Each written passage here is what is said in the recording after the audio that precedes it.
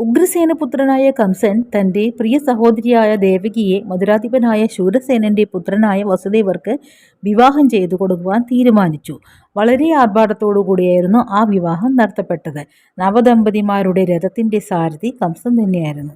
അപ്രകാരം സന്തോഷത്തോടുകൂടി രഥം തെളിയിച്ചുകൊണ്ടിരുന്ന കംസന്റെ കാതുകളിൽ പെട്ടെന്ന് ഒരു അശരീരി കേൾക്കുമാറായി. അല്ലയോ ദുഷ്ടനായ കംസ, ഈ ദേവകിയുടെ 8ാമത്തെ പുത്രൻ നിന്റെ അന്തകനായിരിക്കും എന്നായിരുന്നു ആ അശരീരി വാക്ക്. അത് കേട്ട മാത്രമേ രോഷാകുലനായി തീർന്ന കംസൻ ദേവകിയെ വധിക്കുവാനായി ഉറയിൽ നിന്ന് വലിച്ചെടുത്ത വാളോങ്ങിക്കൊണ്ട് അവളുടെ തലമുടിയിൽ ചുറ്റിപ്പിടിച്ചു.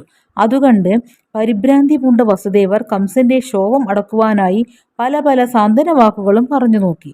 എന്നാൽ അതുകൊണ്ടൊന്നും കംസന്റെ കോപം അടങ്ങിയില്ല.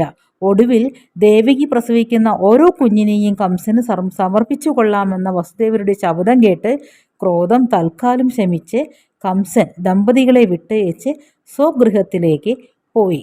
ദേവകി വസുദേവന്മാരും കംസനെ പ്രശംസിച്ച് സ്വന്തം ഗൃഹത്തിലേക്ക് യാത്രയായി. ഹരേ കൃഷ്ണ.